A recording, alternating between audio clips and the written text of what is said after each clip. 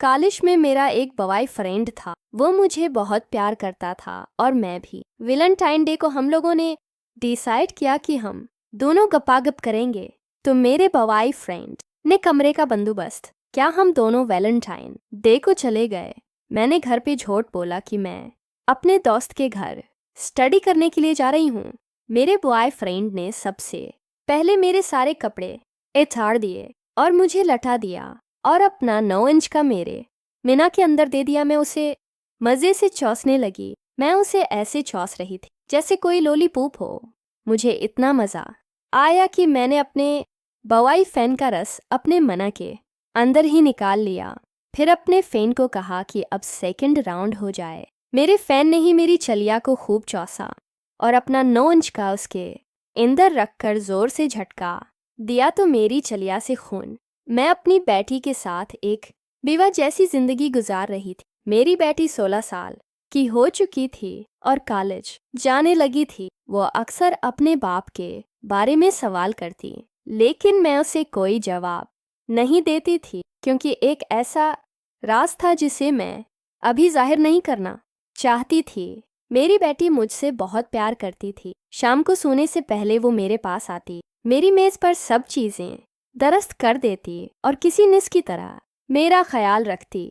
लोग कहते थे कि तुम्हारी बेटी तुम्हारे लिए बढ़ापे का सहारा बनेगी और ये बात बिल्कुल दरस्त थी। लेकिन पिछले कुछ दिनों से मुझे महसूस होने लगा था कि मेरी बेटी पहले जैसी नहीं रही। ना इसके चेहरे पर हंसी रहती, ना वो ज़्यादा लोगों से मिलना पसंद करती। इसके गमगीन रहने की आदत ने मुझे परेशान कर दिया था। एक दिन वो मेरे सामने बैठी थी और मेरी मेज़ पर चीज़ें दरस्त कर रही थी कि अचानक उसने पूछा, अम्मी आपकी शादी कब हुई थी? मैंने कहा, बेटी तुम ऐसी बातें क्यों करती? तुम्हारे अबू अल्लाह को प्यारे हो गए हैं, अब वो हमारे पास नहीं आ सकते। बेहतर है कि इन्हें याद करना छोड़ दो और उनके रूप को तकलीफ ना दो। लेकिन वह बीच में ही बोल पड़ी, मैं उनकी कब्र पर जाना चाहती हूँ, मैं उनके लिए दुआ करना चाहती हूँ। मुझे बताएं कि इन्हें कहाँ दफनाए गया था। मैंने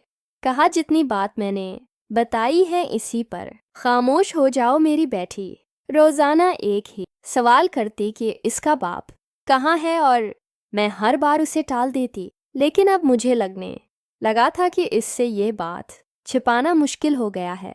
एक रात मैंने देखा कि मेरी बेटी मेरे कमरे में नहीं थी। मैंने उसे आवाज़ दी लेकिन कोई जवाब नहीं मिला। मुझे शक हुआ कि कहीं वो किसी मुश्किल में तो नहीं। मैंने उसके कमरे का दरवाज़ा खोला तो देखा कि वो कमरे में बैठी थी, लेकिन उसकी आंखों में सरख दूरे थे और चेहरा पर सुकून था। मुझे इस पर और भी शक हुआ। मैंने अपनी एक पुरानी सहेली को बुलाया और उसे अपनी बेटी पर नज़र रखने को कहा। एक रात जब मेरी बेटी मेरे कमरे में नहीं थी, मैंने उसके कमरे का दरवाज़ा खोला तो देखा कि वो कमरे में बैठी थी और कुछ पढ़ रही थी। मुझे लगा कि वो किसी राज को छिपा रही है। एक दिन मैंने उसे हल्दी वाला दूध पीने को दिया। मैंने दूध का एक घूंट लिया और मुझे ऐसा लगा जैसे मेरे जिस्म में सुकून हो गया हो। मैंने महसूस किया कि मेरी बेटी मुझे कुछ दवा दे रही है। मैंने दूध का नमूना लिया और उसे टेस्ट करने के लिए भेजा। जब रिपोर्ट आई तो पता चला कि दूध में सिर्फ हल्दी थी, लेकिन कुछ और नहीं। मैंने अपनी बेटी से बात की तो उसने मुझे सच बता दिया। इसने कहा, इम्मी मैं जानता हूँ कि आपने मेरे अबू के साथ किया। वो मुझे हर बात बताते हैं।